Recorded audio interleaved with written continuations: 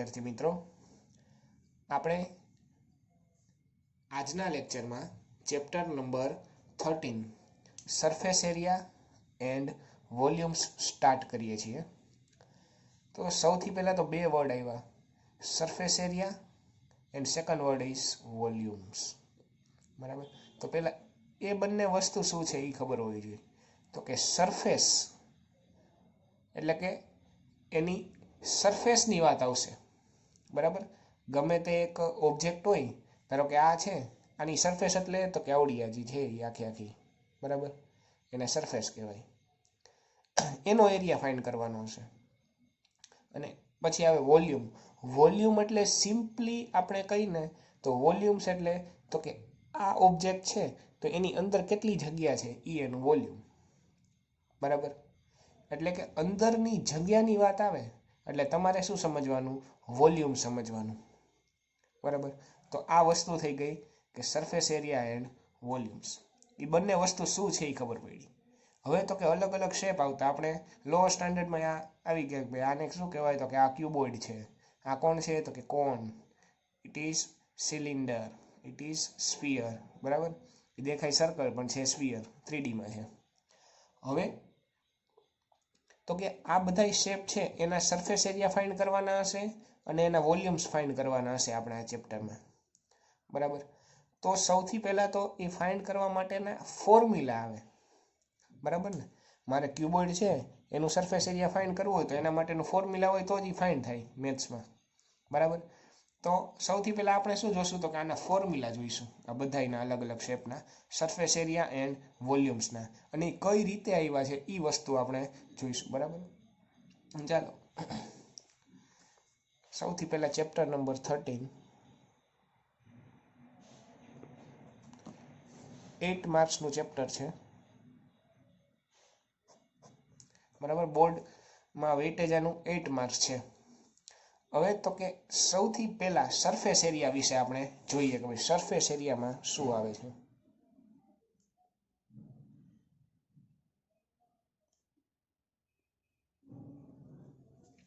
ચાલો આના ફોર્મ્યુલા જોઈએ। તો સૌથી પહેલા આવે છે ક્યુબ, તો કે જ્યારે સરફેસ એરિયાની વાત આવે ત્યારે ટોટલ સરફેસ એરિયા પણ આવે અને કર્વડ સરફેસ એરિયા પણ આવે, બે વસ્તુ આવે। સરફેસ એરિયાની વાત કરતા હોય ત્યારે કર્વડ સરફેસ એરિયા અને ટોટલ સરફેસ એરિયા, એવા બે ફોર્મ્યુલા, બધાના બે ફોર્મ્યુલા હશે, બરાબર। એક કર્વડ સરફેસ એરિયાનું, એક ટોટલ સરફેસ એરિયાનું। હવે ક્યુબ એટલે શું, તો કે ક્યુબ એટલે તો કે 6 સાઈડ હશે એને, બરાબર।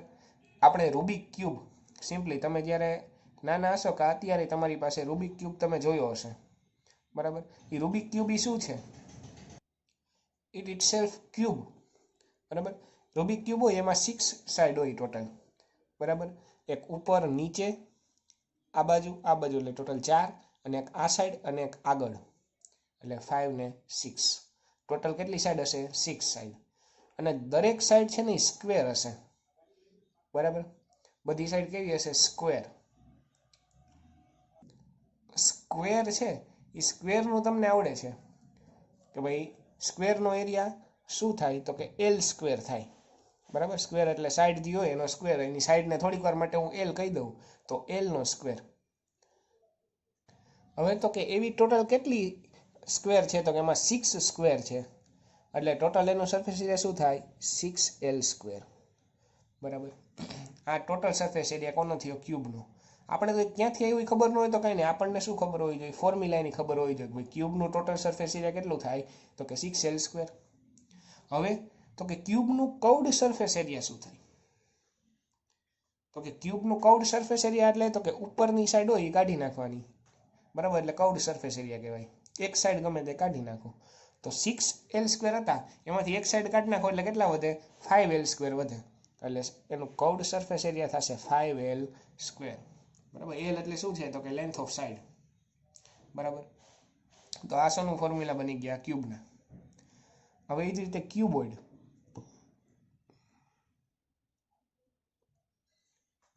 ચાલો ક્યુબોઇડ છે, તો ક્યુબોઇડ એટલે તો કે એમાં ક્યુબની જેમ જ હોય, 6 સાઈડ હોય, પણ 6 એ 6 ઇક્વલ હોય નહીં. ક્યુબોઇડ બન્યો કઈ રીતે હોય?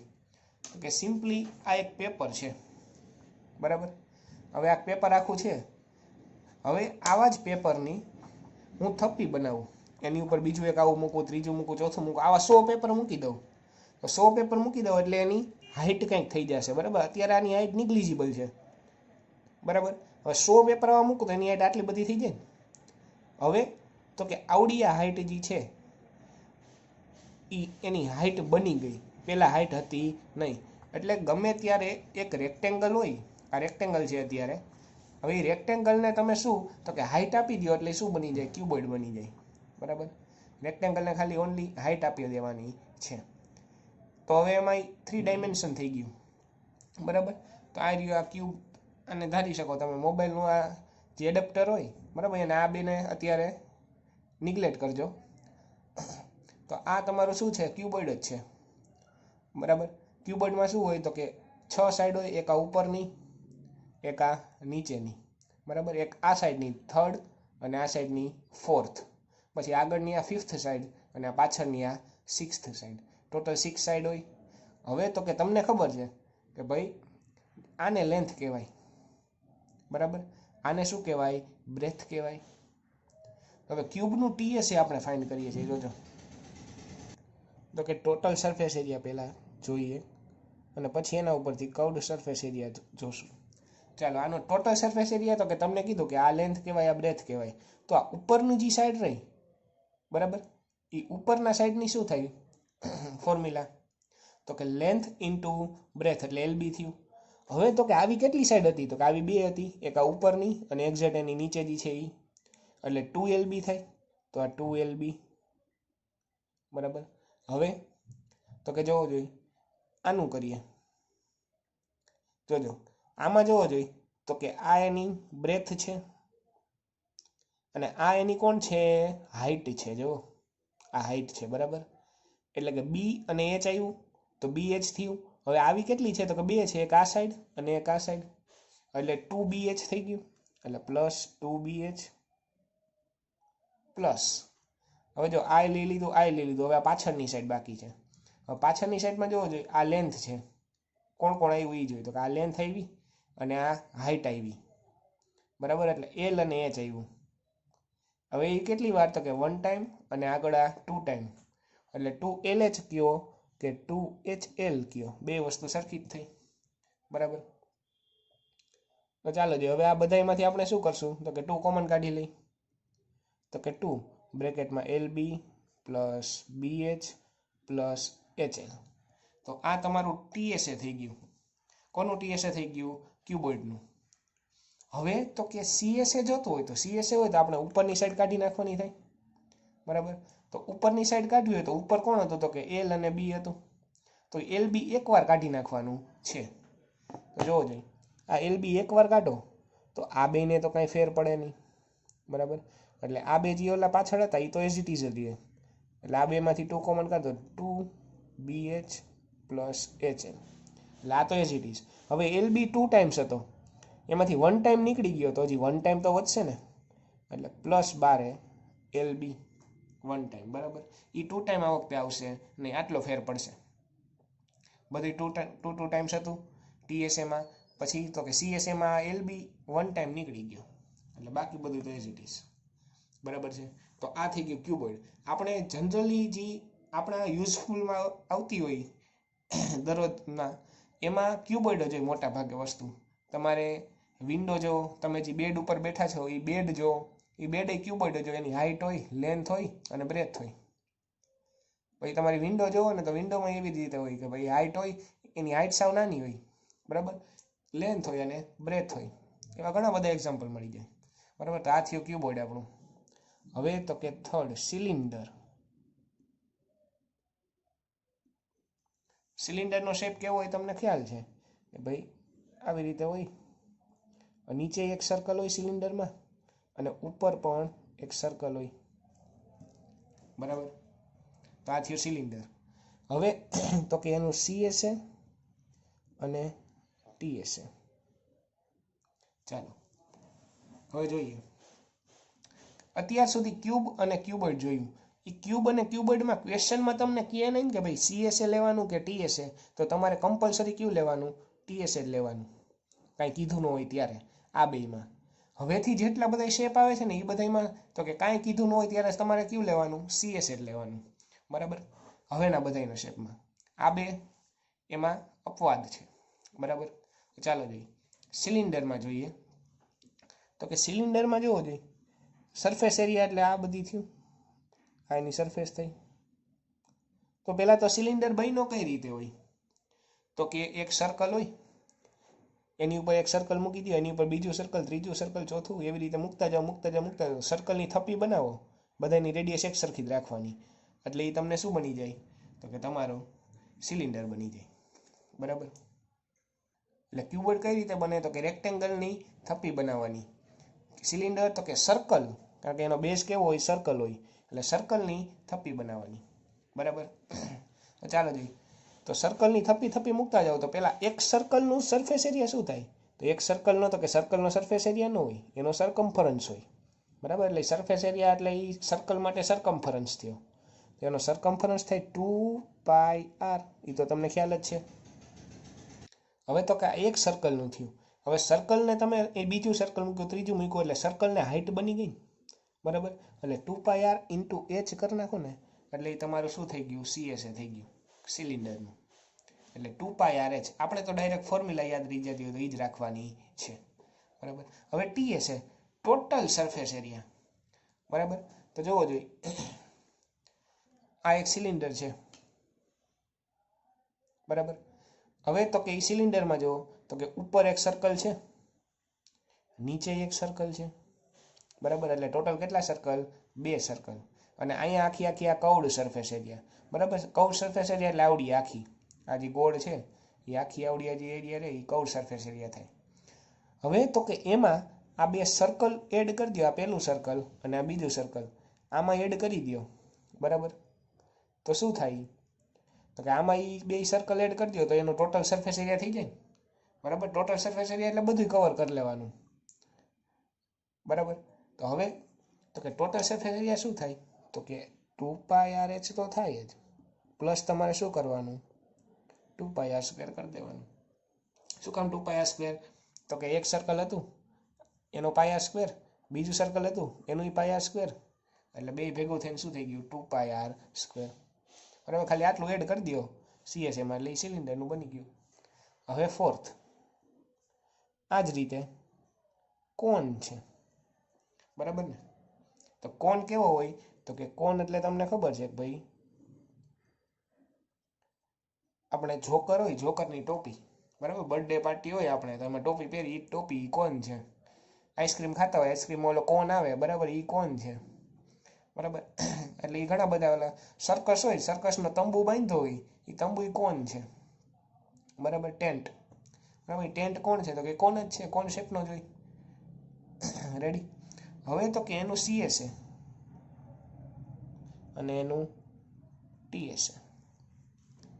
હવે તો કે કોનનું CSA શું થાય, તો કે કોનમાં જુઓ તો એક સર્કલ છે, પછી એની ઉપર નાનું સર્કલ મૂક્યું, એની ઉપર નાનું મૂક્યું, નાનું સર્કલ મૂકતા ગયા છે. બરાબર.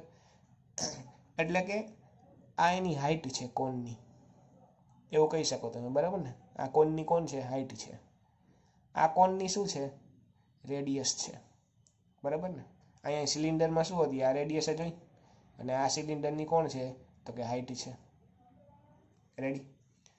હવે તો કે અહીંયા જુઓ તો અંદર જતું જાય છે, એ જે હાઈટ હતી ને, એટલે કે આવડી આ હાઈટને કંઈક કેવું પડશે. અહીંથી અહીંયા સુધીની લેન્થને શું કહેવાય, તો કે એને આપણે L ડિનોટ કરશું. સ્લાન્ટ હાઈટ કહેવાય. L શું છે, નવું વસ્તુ આવી, સ્લાન્ટ હાઈટ. બરાબર. ચાલો જોઈએ આનું ફોર્મ્યુલા શું થાય, તો કે આનું CSA થાય πrl. બરાબર.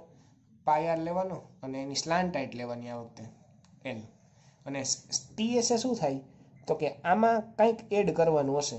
તો આમાં શું એડ કરવાનું, તમને આ ફિગરમાંથી જ દેખાય છે. જો ફિગરમાં જે કંઈ એક સર્કલ છે એટલે આમાં ખાલી એક જ સર્કલ એડ કરવાનું. આમાં સિલિન્ડરમાં બે સર્કલ હતા, 1 એન્ડ 2, એટલે આપણે બે સર્કલ એડ કર્યા 2πr².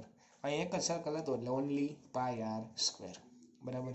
ચાલો ફિફ્થ છે આવે છે સ્ફિયર. બરાબર. સ્ફિયર એટલે એ સર્કલ નથી.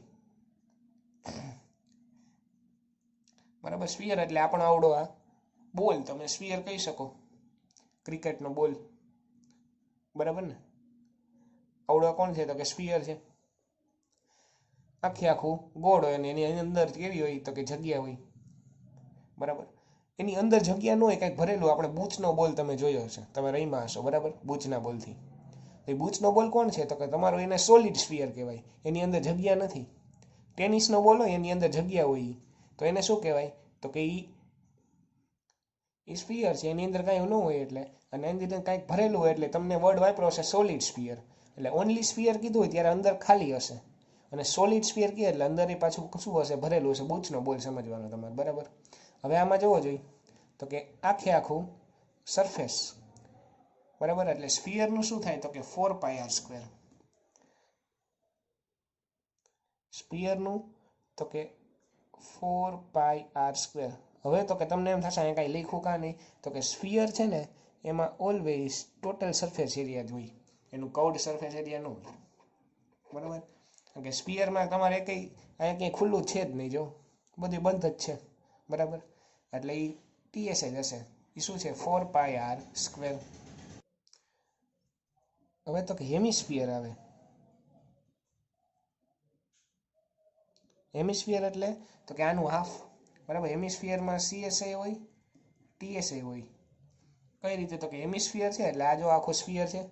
હવે આને શું કરવાનું તો કે આને વચ્ચેથી અહીંથી કટકો કરી નાખો એટલે એ તમારું શું બની ગયું, ઉપરનો જે પાર્ટ બને એ અને નીચેનો પાર્ટ બને, બંને એકબીજા હેમિસ્ફિયર થઈ ગયા. બરાબર. તો એક પાર્ટને કન્સિડર કરીએ, અત્યારે કટકો થાય એમ નથી એટલે. બરાબર. તો કે આને કન્સિડર કરીએ આ પાર્ટને, તો કે એ હેમિસ્ફિયર છે. હેમિસ્ફિયર એટલે આનું હાફ જ થયું ને.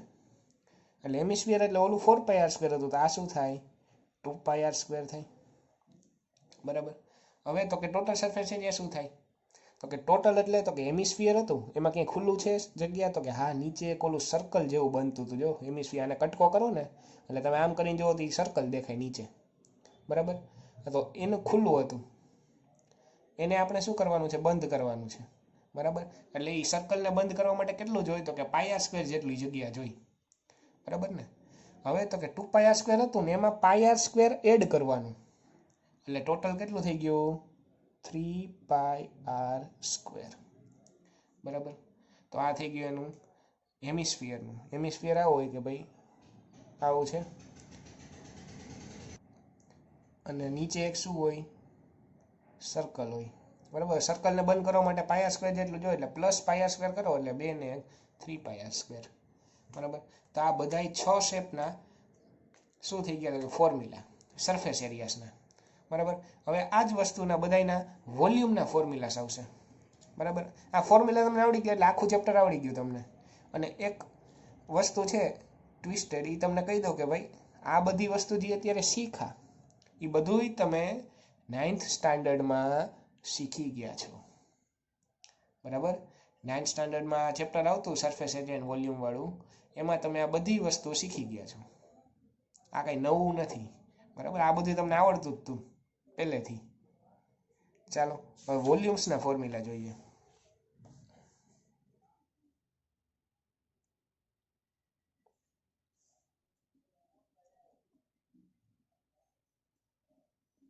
ચાલો વોલ્યુમ, એમાં સૌથી પહેલા આવે છે ક્યુબ.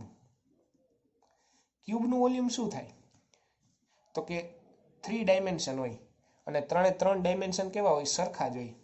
બરાબર. આ જોવો જોઈએ, આ ક્યુબોર્ડ હતો આપણે એવું કીધું હતું. બરાબર ને. એટલે આ L હશે. હવે આ B હોય ને આ H હોય ક્યુબોર્ડમાં, પણ ક્યુબ હોય એટલે બધી સાઈડ સેમ જ હોવાની છે. એટલે ક્યુબમાં આ L હોવાનું, આ પણ L હોવાનું, અને આ પણ L, એટલે L into L into L, એટલે L ક્યુબ. એટલે વોલ્યુમ એટલે તો કે ક્યુબનું વોલ્યુમ થાય L ક્યુબ. બરાબર. વોલ્યુમ એટલે એની અંદર કેટલી જગ્યા છે અંદર, એ તમારું વોલ્યુમ. હવે તો કે સેકન્ડ ક્યુબોઇડ. ક્યુબોઇડનું વોલ્યુમ એટલે તો કે ત્રણેયનું સાઈડ જે હોય એનું મલ્ટિપ્લિકેશન. તો કે આ એલ હતી, આ બી હતી, આ એચ હતી, તો એલ બી એચ. આ શું થઈ ગયું? ક્યુબોઇડનું વોલ્યુમ થઈ ગયું. થર્ડ, સિલિન્ડર આવે છે. તો કે સિલિન્ડરનું વોલ્યુમ શું થાય? તો કે સિલિન્ડર બન્યું તો કઈ રીતે એ જોઈ. તો કે કઈ રીતે બન્યું તો સિલિન્ડર? તો કે એક સર્કલ હતું, એની ઉપર બીજું મૂક્યું, ત્રીજું સર્કલ, ચોથું, પાંચમું, છઠ્ઠું, એવી રીતે મૂકતા ગયા. હવે તો કે એરિયાની વોલ્યુમની વાત આવે છે. વોલ્યુમ એટલે અંદરની જગ્યા. હવે એક સર્કલ હોય તો એની અંદરની જગ્યા એટલે આ થયું ને, બરાબર? આ 2Dમાં છે. અંદરની જગ્યા એટલે આ. હવે આ એનો શું થાય? એરિયા થાય. એટલે વોલ્યુમ હોય ત્યારે તો કે સર્કલનો એરિયા એને આપણે શું આપી દીધી? તો કે હાઇટ આપી દીધી. બરાબર? એક સર્કલનો એરિયા હતી એને ધીમે ધીમે હાઇટ આપી દીધી એટલે એ શું બની ગયું? સિલિન્ડર બન્યું. તો આ એ થાય πr²h, એ સિલિન્ડરનું ફોર્મ્યુલા. હાઇટ આપતી જવાની. અહીંયા એ જ બન્યું છે. ક્યુબોઇડ કઈ રીતે આવ્યું? LBH એ જ રીતે આવ્યું છે કે ભાઈ એક શું હતું? રેક્ટેંગલ હતું. હવે એ રેક્ટેંગલને આપણે હાઇટ આપી દીધી. હવે રેક્ટેંગલનું ફોર્મ્યુલા શું થાય? તો કે લેન્થ ઇન્ટુ બ્રેથ થાય. એટલે લેન્થ ઇન્ટુ બ્રેથ. હવે એને આપણે હાઇટ આપી એટલે ઇન્ટુ h. બરાબર? એટલે ક્યુબોઇડ આવી ગયું. બધું એ જ રીતે છે.